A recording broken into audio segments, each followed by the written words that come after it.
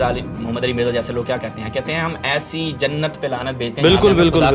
اس طرح کا کام تو زنادقہ بھی نہیں کرتے, یعنی اس طرح کی تہمتیں ایک زندیق بھی. اور دوسری طرف آ کے کہتا ہے کہ میں نے اپنے رب کو دیکھا. رسول اللہ نے معراج پر اللہ کو دیکھا کیسے؟ شاب امرد. شاب امرد یعنی کیا مطلب؟ ایک نوجوان خوبصورت شخص کے معلوم ہو جائے گا کہ جو صحیح بخاری نے توحید دی اور جو اہل بیت نے توحید دی اس میں زمین. خدا کی رویت بھی نظر آتی ہے, خدا کا جسم بھی نظر آتا ہے, اس کا محدود ہونا بھی نظر آتا ہے, اس کی شباہت بھی نظر آتی ہے, اور یہ وہ سب چیزیں ہیں کہ جو صراحت قرآن کے خلاف ہیں.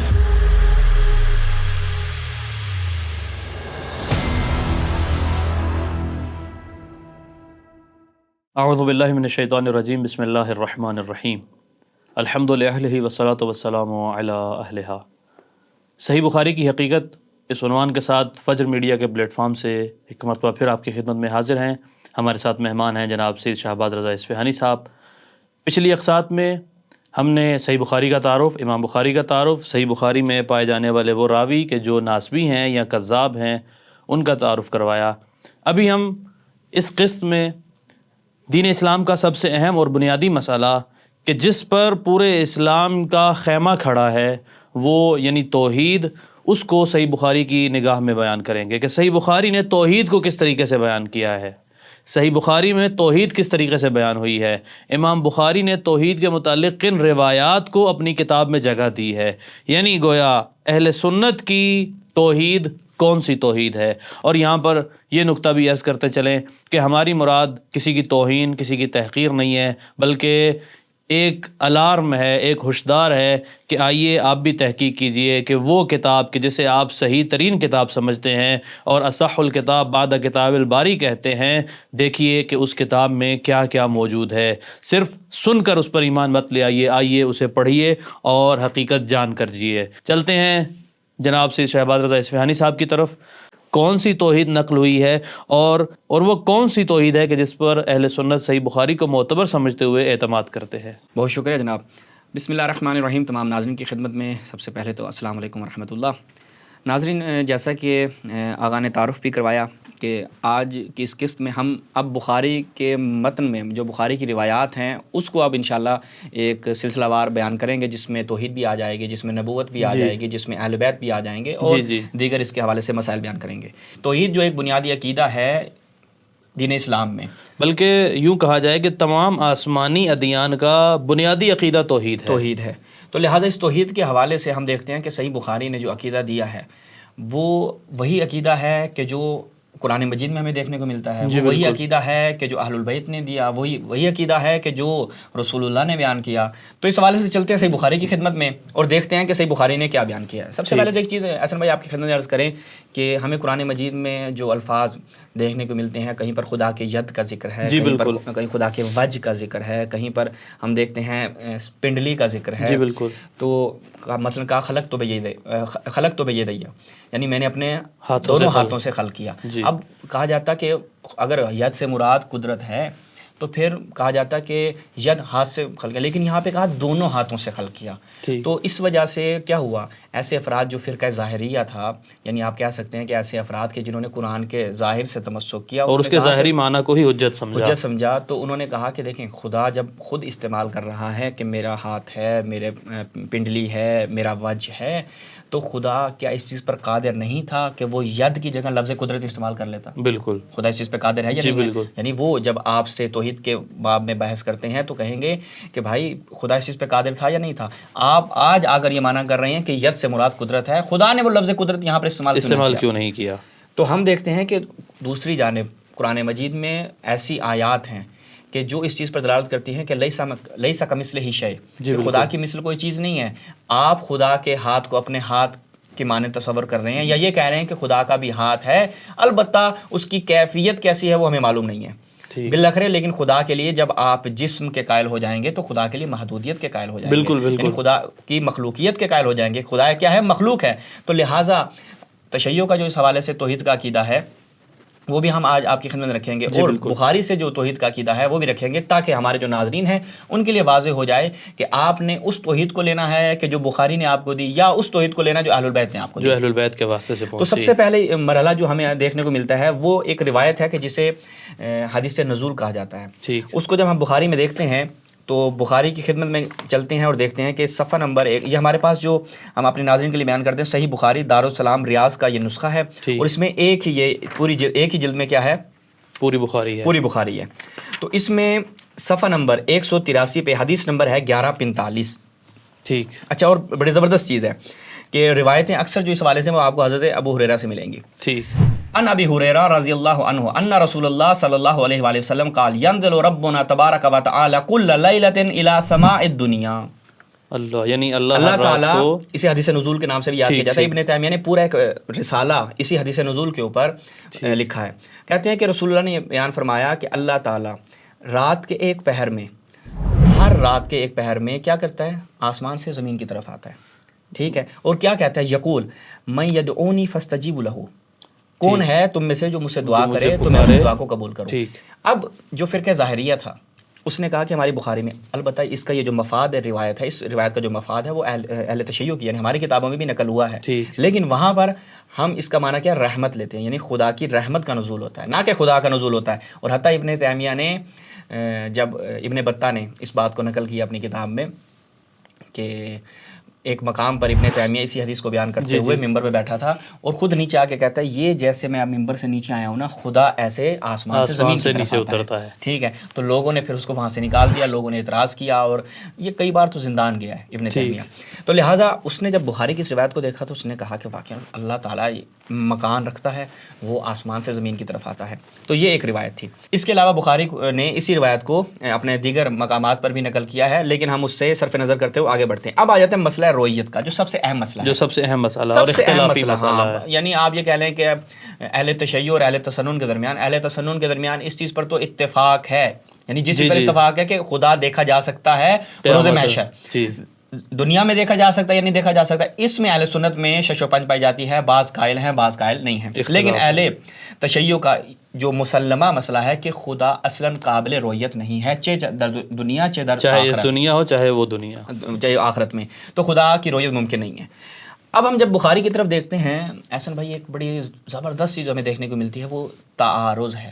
جی بالکل، بخاری میں ہمیں دو طرح کی روایات دیکھنے کو ملتی ہیں۔ ٹھیک، کچھ روایات میں بخاری صاحب ایسی روایات لے کے آئے کہ جس سے ثابت ہوتا ہے کہ خدا کی رویت ممکن ہے، خدا کو دیکھا جا سکتا ہے، اور کچھ روایات ایسی لے کے آئے کہ جس سے پتہ چلتا ہے کہ خدا کی رویت ممکن نہیں ہے۔ اب چلتے ہیں جہاں پر تثبیت یعنی رویت ثابت ہوتی ہے اس کی طرف۔ روایت نمبر ہے 7410 اسی بخاری میں، ہمارے ناظرین بھی جو ہے وہ اپنی اسکرین پر ملاحظہ فرما رہے ہیں، روایت جو ہے وہ اسی بخاری میں، روایت نمبر 7410 ملاحظہ فرمائیں، باب قول اللہ تعالی لما خلقت بیدی۔ ٹھیک، اب حدیث نمبر 7410 یہاں پر کیا ہے، انس سے روایت ہے کہ ان النبی صلی اللہ علیہ وآلہ وسلم قال یجمع المؤمنین یوم القیامہ، قال یجمع المؤمنون یوم القیامہ کذالک فیقولون لو استشفعنا الی ربنا حتی یریحنا من مکاننا ھذا۔ روایت ملاحظہ کیجئے کہ انس نقل کرتے ہیں رسول اللہ سے کہ مومنین کو قیامت کے دن کیا جمع کیا جائے گا، ٹھیک ہے، اور کہا جائے گا کہ اگر ہماری کوئی شفاعت کرنے والا ہو رب کی طرف تو ہمیں بڑی آسودگی ہوگی۔ اب وہ لوگ، بڑی زبردست روایت ہے، بڑی طویل روایت ہے، ہم مفہوم بیان کرتے ہیں، وہ حضرت ابراہیم کے پاس جاتے ہیں، ٹھیک، کہتے ہیں کہ آپ ہماری شفاعت کریں خدا کے نزدیک۔ حضرت ابراہیم کہتے ہیں دیکھو میرے بس کی بات نہیں ہے، میں خود دنیا میں ایسے میں نے کام کیے ہیں، تو لہٰذا میں، یعنی یہ انبیاء کا یہاں پر بھی مقام نظر آ رہا ہے۔ اچھا، تو وہ حضرت ابراہیم کے پاس آتے ہیں، حضرت ابراہیم کہتے ہیں، ابراہیم خلیل الرحمن یعنی آپ تو اللہ کے دوست ہیں، تو وہ کہتے ہیں کہ بھائی میں لست ہناکم، ٹھیک ہے، میں تمہارے لیے کچھ نہیں کر سکتا، کسی اور کے پاس جاؤ۔ پھر وہ کہتے ہیں کہ حضرت عیسیٰ کے پاس آتے ہیں، اور حضرت عیسیٰ کے پاس جب آتے ہیں حضرت عیسیٰ کہتے ہیں میں بھی لست ہناکم، میں بھی بھائی تمہارے لیے کچھ نہیں کر سکتا، کسی اور کے پاس جاؤ۔ اب پتہ نہیں یہ نبیوں کا مقام گھٹا رہے ہیں، ان کے کرتوت اتنے زیادہ ہیں کہ رسول انبیاء جو ہیں وہ ان کی شفاعت نہیں کر پائیں گے۔ یعنی یہ دراصل انہوں نے کوشش کی کہ رسول اللہ کے مقام کو نا باقی انبیاء سے بالا تر دکھایا جائے، تو ضروری یہ تھا کہ دوسرے انبیاء کو نہیں چلانا، جی بالکل، دوسرے انبیاء کو نہیں چلائے۔ اب وہ کہتے ہیں کہ وہ آتے ہیں رسول اللہ کے پاس، رسول اللہ جاتے ہیں خدا کی بارگاہ میں، اجازت چاہتے ہیں، وہاں پہ رسول اللہ کہتے ہیں فَإِذَا رَأَيْتُ رَبِّي وَقَعْتُ لَهُ سَاجِدًا، کہ میں نے خدا کو دیکھا تو میں سجدے میں گر پڑا، تو میں سجدے میں گر پڑا۔ ٹھیک ہے. تو یعنی سجدہ میں نے بڑا طویل سجدہ کیا. اللہ نے کہا اے محمد سجدے سے سر اٹھاؤ. ٹھیک ہے, اور جو تمہاری بات ہے مجھ سے پوچھو, جو تم چاہتے ہو وہ پوچھتے. اللہ کے رسول جو ہیں وہ شفاعت طلب کرتے ہیں ایک گروہ کی, اور اللہ تعالیٰ قبول کر لیتے ہیں. اس کے بعد دوبارہ یہ سلسلہ ہوتا ہے, یعنی تکرارن قسطوں میں رسول اللہ اپنی امت کے لیے شفاعت طلب کرتے ہیں.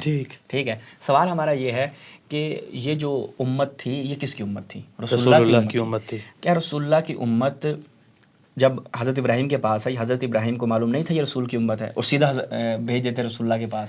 وہ پہلے حضرت موسیٰ کے پاس بھیج رہے ہیں کہ بھائی جاؤ کلیم اللہ ہے, وہ اللہ سے کلام کرنے والا تھا, وہ تمہاری شفاعت کرے گا. پھر وہ حضرت عیسیٰ کے بعد باری باری وہ سب کے پاس جاتے ہیں, وہ ڈائریکٹ بھیج دو رسول اللہ کے پاس. بالکل ٹھیک ہے. ایک نقطہ تو کیا ان کو نہیں پتا تھا خود کیا؟ فجر میڈیا قم المقدسہ اور نجف اشرف کے علماء پر مشتمل ایک مضبوط ٹیم ہے جو دن رات سوشل میڈیا پر ایکٹیو ہے اور مکتب اہل بیت علیہ السلام کا دفاع کر رہی ہے. آپ سے صرف اتنی گزارش ہے کہ ہر سوال اور اعتراض کو فوراً ہم تک پہنچائیں تاکہ ہماری ٹیم جلد سے جلد اس کا جواب دے سکے. اللہ آپ کو اجر عظیم عطا فرمائے. آپ سے یہ بھی گزارش ہے کہ ہماری آواز کو جہاں جہاں تک پہنچا سکتے ہیں ضرور پہنچائیں. اللہ آپ کا حامی و ناصر ہو. فجر میڈیا, روشنی عقیدے کی. تو لہٰذا یہ روایت جو ہے وہ ثابت کرتی ہے کہ اللہ تعالیٰ کو رسول اللہ بروز محشر دیکھیں گے, اور دیکھیں گے اور اس کے بعد سجدے میں چلے جائیں گے.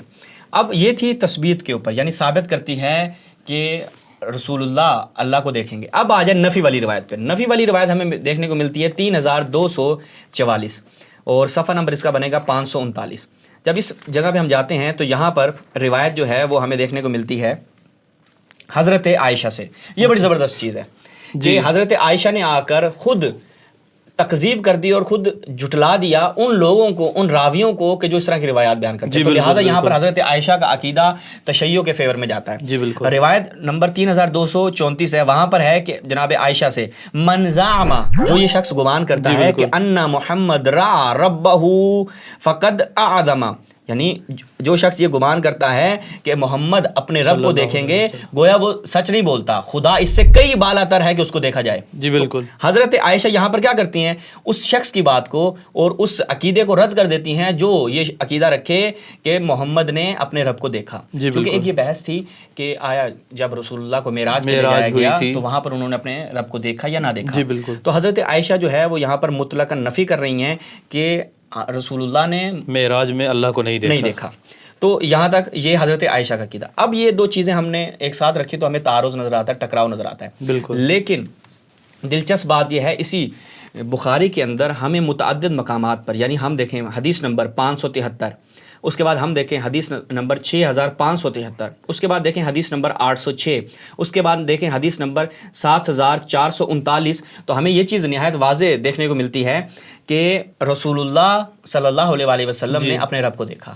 اس کے علاوہ مومنین بھی اپنے رب کو دیکھیں گے. ایسا نہیں ہے کہ رسول اللہ دیکھیں گے, مومنین بھی دیکھیں گے. روایت بڑی دلچسپ ہے, میں ایک دو روایتیں آپ کی خدمت میں رکھتا ہوں, پھر ہم الکافی کی خدمت میں چلتے ہیں اور وہاں سے دیکھتے ہیں. یہ روایت ملاحظہ فرمائیں, روایت کا نمبر ہے 573 صحیح بخاری میں. روایت بڑی دلچسپ ہے. اب یہاں سے یہ جو روایت ہے یہ میں اس لیے بیان کر رہا ہوں چونکہ یہ ہر قسم کی تعویل کے دروازے کو بند کر دیتی ہے. وہ کیسے؟ روایت کچھ یوں ہے کہ نبی اکرم صلی اللہ علیہ وسلم کی خدمت میں کچھ افراد حاضر ہوئے. ٹھیک. تو آپ نے چاند کی طرف نظر اٹھائی جو 14ویں رات کا چاند تھا. پھر فرمایا تم لوگ بے ٹوک اپنے رب کو اس طرح دیکھو گے جیسے اس چاند کو دیکھ رہے ہو. یعنی ظاہری آنکھوں سے اور ظاہری معنی میں دیدار رب ہوگا. ہاں دیدار رب ہوگا. یعنی آگے خود مترجمین نے بریکٹ میں لکھا ہے, یعنی اسے دیکھنے میں تمہیں کسی قسم کی بھی مزاحمت نہیں ہوگی, مشکل نہیں ہوگی. خدا کو بالکل ایسے ٹپ ٹاپ دیکھنا ہے تم نے. بالکل. اچھا, یا یہ فرمایا کہ تمہیں اس کے دیدار میں مطلق شبہ نہ ہوگا, اس لیے کہ اگر تم سے سورج کے طلوع اور غروب سے پہلے فجر اور عصر کی نمازوں کے پڑھنے میں کوتاہی نہ ہو سکے تو ایسا ضرور کرو, کیوں کہ ان کے طفیل دیدار الہی نصیب ہوگا. ٹھیک ہے, یا ان ہی وقتوں میں یہ رویت ملے گی. یہ دونوں چیزیں مترجمین نے ان کے بریکٹ میں آ کر اس چیز کو بیان فرمایا کیا ہے. تو لہٰذا بعض روایتوں میں بھی احسن بھائی یہ بھی آیا, ہم بخاری کے فقط مفاد کو بیان کر دیتے ہیں, بعض روایات میں یہ بھی آیا کہ لوگ آئیں گے کہیں گے کہ ہم پوچھا جائے گا کہ تم اپنے رب کو پہچانتے ہو, کہتے ہیں ایسے تو نہیں. کہتے ہیں پھر کوئی نشانی, کہتے ہیں ہاں اگر وہ اپنی پنڈلی سے ہم پہچانتے ہیں. تو اللہ ایسے اپنی جو ہے نا تھوڑا سا کپڑا اوپر کرے گا، پنڈلی دکھائے گا، اور لوگ کہیں گے ہاں ہاں یہی تو ہمارا رب ہے، اس کو تو ہم نے دیکھا ہوا ہے. ٹھیک ہے. تو لہٰذا بخاری کے اندر کثرت سے، جیسا کہ میں فقط ایڈریس ناظرین کی خدمت میں ہم نے پہلے بھی بیان کیا، اگر فقط حدیث نمبر 7439، حدیث نمبر 806، حدیث نمبر 6573، حدیث نمبر 573، یہ اگر روایات کو دیکھ لیں تو یہ چیز معلوم ہو جائے گی کہ بخاری نے جو عقیدہ توحید دیا ہے وہ توحید ایسا ہے کہ خدا کا دیدار ممکن ہے. اور احسن بھائی آپ علم کلام میں پڑھتے ہیں، آپ علم کلام کے اسٹوڈنٹ ہیں، کہ جو چیز دیکھی جا سکے، جو چیز آپ کی آنکھوں میں آ جائے، اس کا لازمہ کیا ہے؟ جسمانیت ہے، محدود ہونا ہے، اور خدا نہ جسم رکھتا ہے نہ محدود ہے. بس تو یہ چیز یہاں سے ہمیں معلوم ہو گئی کہ اہل سنت کے ہاں بخاری سے اگر عقیدہ توحید لیا جائے تو خدا کی محدودیت لازم آتی ہے، خدا کی جسمانیت لازم آتی ہے. سوشل میڈیا پر گمراہی سے بھرے سیلاب میں فجر میڈیا کا سہارا کسی کشتی سے کم نہیں ہے. یوٹیوب پر ابھی ہم سے جڑیں، اپنا اور بچوں کا مستقبل محفوظ کریں. فجر میڈیا، روشنی عقیدے کی. اب دیکھیں الکافی میں جب ہم جاتے ہیں، اہل بیت نے ہمیں کون سی توحید بتائی ہے. روایت جو ہے احسن بھائی نہایت زبردست ہے. کتاب و توحید میں شیخ کلانی لے کر آئے ہیں، باب کا نام کیا رکھا ہے؟ بابن فی ابطال الرؤیا، یعنی عقیدہ ہی عنوان میں بتا دیا کہ ہمارا عقیدہ کیا ہے. ہاں اب روایت دیکھیے گا ناظرین، اپنی اسکرین پہ ملاحظہ فرمائیں. ایک شخص ہے ابو قرہ محدثین اہل سنت میں سے، وہ امام کے پاس آنا چاہتا ہے، امام سے استفادہ کرنا چاہتا ہے، امام رضا علیہ السلام کی خدمت میں. ٹھیک. اب امام کے پاس آتا ہے اور کچھ سوالات کرتا ہے. فسألہ عن الحلال والحرام والاحکام، حلال حرام اور احکام کے متعلق سوال کرتا ہے اور امام اس کو جواب دیتے ہیں. حتی بلغ سؤالہ الی التوحید، یہاں تک کہ توحید کا مرحلہ آ جاتا ہے. اب سوالات کی نوبت کہاں آ گئی؟ توحید کے بعد. اب دیکھتے ہیں کیا ہوتا ہے. فقال ابو قرہ کیا کہتا ہے؟ ان روینا ان اللہ قسم الرؤیا والکلام بین النبیین. ٹھیک. دو نبیوں کے درمیان اللہ تعالیٰ نے کلام اور رویت کو تقسیم کر دیا. ٹھیک. ایک کو رویت دے دی، ایک کو کلام دے دیا. اچھا. فقسم الکلام لموسیٰ، کلام یعنی گفتگو کس نبی سے کرنی ہے؟ حضرت موسیٰ سے. اور ان کو کلیم اللہ قرار دے دیا. ولمحمد الرؤیا، اور حضرت رسول اللہ کو صلی اللہ علیہ وسلم. اور پیچھے کیا بیان کیا؟ انا روینا، ہم یہ روایت، یہ ہمارے یہاں روایت پائی جاتی ہے، وہ ہم روایت بیان کر چکے ہیں. تو لہٰذا یہاں پر یہ چیز معلوم ہو رہی ہے کہ اہل سنت کے ہاں یہ اس وقت عقیدہ پایا جاتا تھا. امام رضا علیہ السلام کے زمانے میں یہ عقیدہ نہایت مسلم تھا اہل سنت کے ہاں کہ حضرت محمد صلی اللہ علیہ وسلم اللہ کا دیدار کریں گے. اس لیے آج دیکھتے ہیں نا انجینئر مرزا محمد علی مرزا جیسے لوگ کیا کہتے ہیں ہم ایسی جنت پہ لعنت بھیجتے ہیں جہاں خدا کا دیدار نہ ہو. ہم نے خدا کو دیکھنا ہی دیکھنا ہے، ہم جانا ہی اس لیے چاہتے ہیں کہ خدا کا دیدار ہو، خدا کا دیدار ہو. فقال ابو الحسن، رضا علیہ السلام نے، ناظرین توجہ کیجیے گا، جب اہل بیت سے توحید لیں گے نا تو ایسی شیرین اور ایسی خالص اور توحید آپ کو ہمیں ملے گی. امام رضا علیہ السلام نے جو استدلال فرمایا نا وہ آپ دیکھیے گا. امام فرماتے ہیں فمن المبلغ عن اللہ الی الثقلین من الجن والانس، یعنی جو مبلغ خدا کی طرف سے آیا، جی ٹھیک ہے، اس نے تمہیں کیا بتایا؟ اس نے تمہیں کس خدا کا بتایا؟ فرمایا کہ لا تدرکہ الابصار ولا یحیطون بہ علما ولیس کمثلہ شیء. بالکل. علیسا محمد، یعنی جس مبلغ نے تمہیں خدا کے متعلق یہ چیزیں پہنچائیں، علیسا محمد، کیا وہ محمد نہیں تھے؟ کیا وہ رسول اللہ نہیں تھے؟ قال بلا، کیوں نہیں، رسول اللہ نے ہمیں یہ توحید بتائی ہے. قال کیف یجیء رجل، اب امام کا استدلال دیکھے گا. پہلے امام نے یعنی ایک دلچسپ جو امام نے مخالفین کے سامنے، یعنی ایک آپ یہ کہہ سکتے ہیں کہ سامنے کو جدل کے ذریعے، جی بالکل، علمی اسلوب سے کیسے مغلوب کیا ہے. بالکل بالکل. امام فرماتے ہیں پہلے اقرار لیا کہ کیا جو مبلغ خدا کی طرف سے آیا تھا، کہ جس نے خدا کے متعلق یہ چیزیں بیان کی کہ اس کو علم احاطہ نہیں کر سکتا، لا یحیطون بہ علما ولیس کمثلہ شیء، لا تدرکہ الابصار، اسے آنکھیں نہیں دیکھ سکتی، درک نہیں کر سکتی. جی بالکل. پوچھتے ہیں علیسا محمد، کیا وہ محمد نہیں تھے؟ اس نے سامنے والے سے اقرار لیا، اس نے کہا ہاں وہ محمد تھے. پھر امام فرماتے ہیں کیف یجیء رجل الی الخلق، پھر کیسے ہو سکتا ہے کہ ایک مرد تمام مخلوق کی طرف آئے، فیخبرہم، ان کو کیا دے؟ خبر دے، انہ جاء من عند اللہ، کہ یہ میں جو کس کی طرف سے آیا ہوں؟ اللہ کی طرف سے آیا ہوں. وَأَنَّهُ يَدْعُوهُمْ إِلَى اللَّهِ بِأَمْرِ اللَّهِ، اور ان کو اللہ کے حکم سے اللہ کی طرف دعوت دے. فَيَقُول، اور کیا کہے؟ لَا تُدْرِكُهُ الْأَبْصَارُ وَلَا يُحِيطُونَ بِهِ عِلْمًا وَلَيْسَ كَمِثْلِهِ شَيْءٌ. ثُمَّ يَقُول أَنَا رَأَيْتُهُ، اللہ اکبر. امام فرماتے ہیں کہ بھائی جو شخص جس کا تم اعتراف کر چکے ہو محمد، وہ اللہ کی طرف سے آیا، اس نے آ کے تمہیں بتایا کہ اس کو آنکھیں درک نہیں کر سکتی، اس کو علم احاطہ نہیں کر سکتا، اس کی مثل کوئی چیز نہیں ہے. پھر وہ شخص تمہیں یہ بھی آ کے کہتا ہے کہ میں نے اپنے رب کو دیکھا ہے. تمہیں کہہ رہا ہے کہ تم کوئی اسے دیکھ نہیں سکتا، کوئی اس کا احاطہ نہیں کر سکتا، اور پھر ساتھ یہ بھی کہہ دیا کہ میں نے تو دیکھا ہے.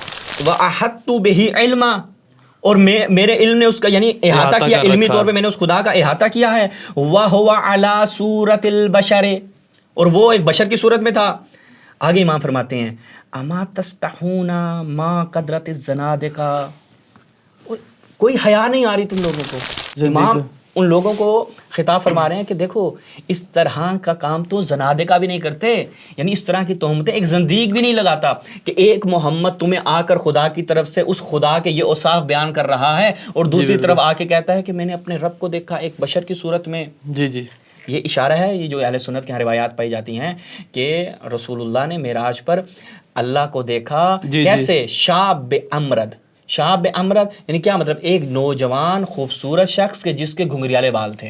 یہ اس وقت عقیدہ رائج تھا. تبھی امام رضا علیہ السلام، دیکھیں ہمارے ائمہ کے مناظرے دیکھیں، انبیاء کے مناظرے دیکھیں، یہ ناظرین کے لیے ایک اہم چیز ہے کہ مناظرے دیکھیں، جب بھی وہ چیز بیان کرتے تھے، سامنے والے کو جواب دیتے تھے تو اس کے عقیدے کے مطابق دیتے تھے. جی بالکل. اگر ایک شخص کا مثال کے طور پر احسن بھائی آپ کا عقیدہ یہ ہے ہی نہیں کہ خدا جسم رکھتا ہے، میں آپ کو دلائل دینے بیٹھ جاؤں جسمانیت کی نفی میں، آپ مجھے کہیں گے کہ آپ کوئی معقول شخص ہیں، آپ کہیں گے نہیں بھائی میں تو عقیدہ ہی نہیں رکھتا. جب میں عقیدہ نہیں رکھتا تو آپ مجھے دلائل کو دے رہے ہیں. جی بالکل. تو لہٰذا امام جو یہاں پر یہ دلائل بیان فرما رہے ہیں، کیونکہ اس وقت سامنے والے کا عقیدہ بھی یہ ہے، سامنے والے کے مکتب کا عقیدہ یہ ہے.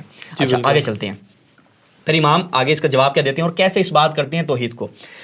اچھا جب امام نے فرمایا کہ ایسی تہمت تو ایسی بات تو زنادقہ بھی نہیں کرتے جو تم رسول کے حوالے سے کر رہے ہو. تو آگے وہ شخص جو ہے یعنی ابو قرہ کیا کہتا ہے؟ فَإِنَّهُ يَقُولُ وَقَدْ، وہ کہتے ہیں پھر آپ کیا کریں گے؟ ثُمَّ يَأْتِي بِخِلَافِ مِنْ وَجْهٍ آخر. قال ابو قرہ کیا کہتا ہے؟ فَإِنَّهُ يَقُولُ وَلَقَدْ رَآهُ نَازِلَةً أُخْرَىٰ، یعنی کیا ہے؟ خدا کو پھر دوبارہ سے دیکھا. ٹھیک ہے، قرآن کی آیت پڑھی. غالباً یہ ہم اگر اس آیت کا بھی ایڈریس دے دیں، سورہ نجم میں ہے یہ سورہ نجم کی آیت نمبر آپ یہ کہہ سکتے ہیں کہ 13، کہ انہوں نے ایک مرتبہ پھر خدا کو دیکھ لیا. اچھا یعنی اس آیت کے متعلق پوچھتا ہے کہ پھر آپ اس کا کیا کریں گے؟ خدا کو پھر ایک مرتبہ دیکھ لیا.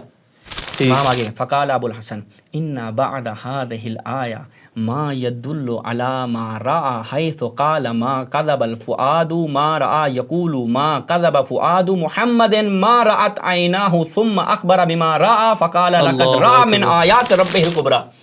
امام نے اس پورے عبارت میں بتا دیا کہ دیکھو قرآن کے ایک ٹکڑے سے یؤمنون ببعض کے تحت تم نے اس ٹکڑے کو تو لیا، آگے نہیں پڑھ رہے کہ وہ چیز کیا تھی. اب میں وہ قرآن کی آیات جو امام نے یہاں پہ بیان فرمائی کہ لقد رآہ نزلۃ اخری، اور باتحقیق انہوں نے پھر ایک مرتبہ اسے دیکھ لیا. آگے امام فرماتے ہیں کہ وہ کیا تھی؟ وہ آیات تھیں، وہ خدا کی آیات تھی جنہیں دیکھا.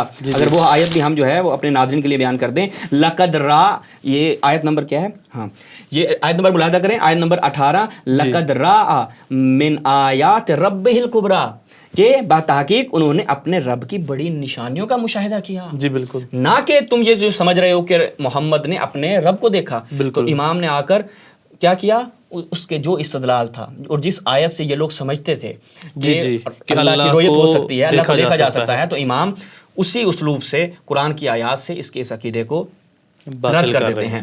تو لہٰذا یہاں پر اگر ہم دیکھیں یہ الکافی سے ہم نے ایک روایت فقط بطور نمونہ، ورنہ کتاب و توحید کو آپ پڑھیں، جگہ جگہ پر روایات ہمیں دیکھنے کو ملتی ہیں کہ جہاں پر امیر المؤمنین سے ہمیں توحید ملتی ہے، جہاں پر ہمیں امام جعفر صادق سے توحید ملتی ہے، جہاں پر امام رضا علیہ السلام سے توحید ملتی ہے. اہل بیت کا عقیدہ توحید اگر دیکھنا ہے تو الکافی اور خود شیخ صدوق علیہ رحمہ کی کتاب توحید کی طرف اگر رجوع کیا جائے تو معلوم ہو جائے گا کہ جو صحیح بخاری نے توحید دی اور جو اہل بیت نے توحید دی اس میں زمین آسمان کا فرق ہے، اور ہمارے ناظرین کے لیے بھی آسانی ہوگی کہ وہ حق کی جستجو کر سکیں. جی بالکل. جی بہت شکریہ. ہم بیان کر رہے تھے امام بخاری کی نگاہ میں اور ان کی کتاب میں موجود توحید کی روایات کے، جس میں ہمیں خدا کی رویت بھی نظر آتی ہے، خدا کا جسم بھی نظر آتا ہے، اس کا محدود ہونا بھی نظر آتا ہے، اس کی شباہت بھی نظر آتی ہے، اور یہ وہ سب چیزیں ہیں کہ جو صراحت قرآن کے خلاف ہیں، کہ قرآن نے کہا ہے لیس کمثلہ شیء، اس کے جیسا کوئی ہو نہیں سکتا، لا تدرکہ الابصار، اسے آنکھیں دیکھ نہیں سکتی، اور اسی طریقے سے لا یحیطون بہ علما، علم اس کا احاطہ نہیں کر سکتا، یعنی کیا؟ یعنی وہ لامحدود ہے۔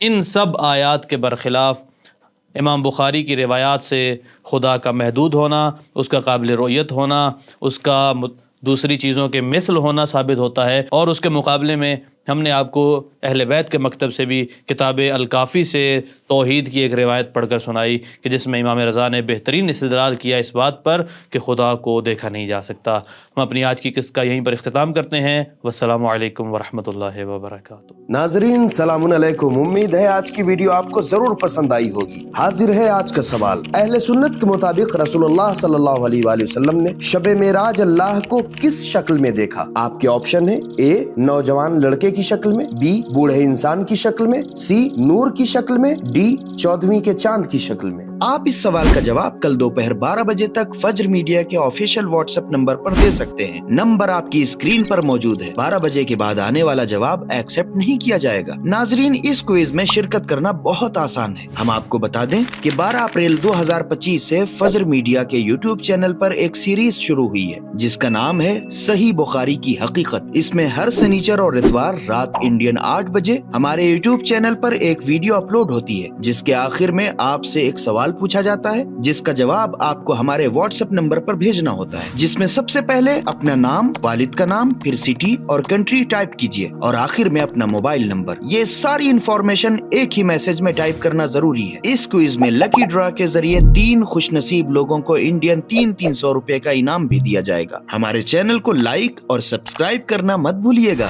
شکریہ۔